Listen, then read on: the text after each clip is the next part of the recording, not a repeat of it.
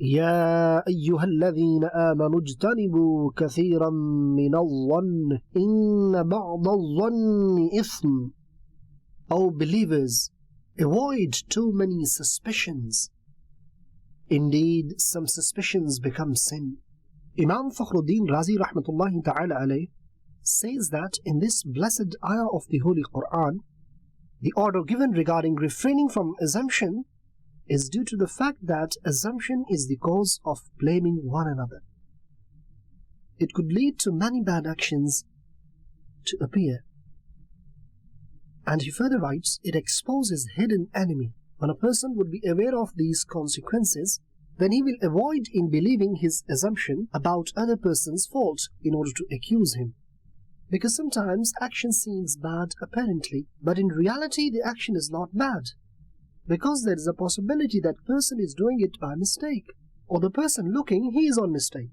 Therefore, we have been ordered to refrain from excessive assumptions and bad assumptions.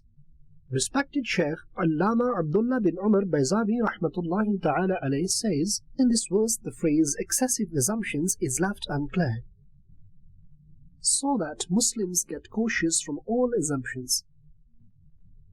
And also, he should ponder to the extent that he finds out the type of his assumption, because some assumptions are wajib, necessary, some are haram, forbidden, and some are mubah. This disease of bad assumptions is very much common in our society.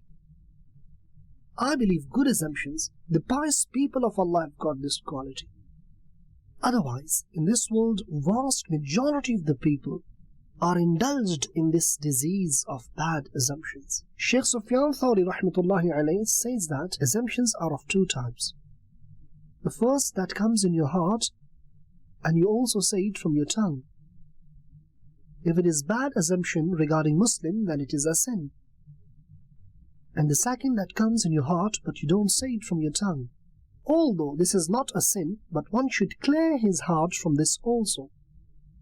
Sadr al-Sharia Badr al-Tariqa Hazrat Allama Muhammad Amjad Ali A'zami rahmatullahi ta'ala alayh says that, indeed, it is bad to have bad assumption about a Muslim, unless or until it is proven to be true through a valid reasoning.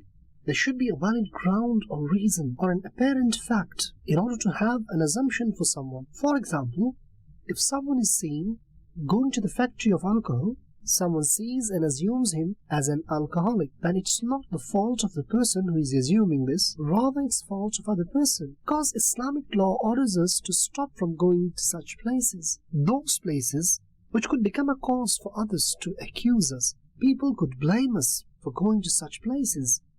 Hence, in conclusion, bad assumption is a very important and crucial topic.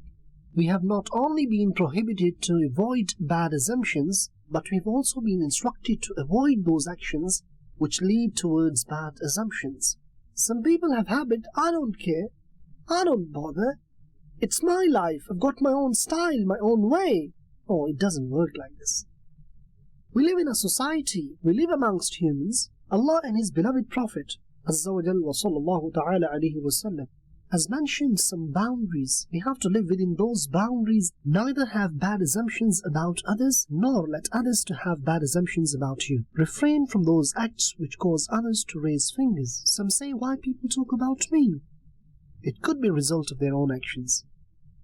By the way, we all need to protect ourselves from bad assumptions. We love Madani Channel. We love Madani Channel. We love Madani Channel.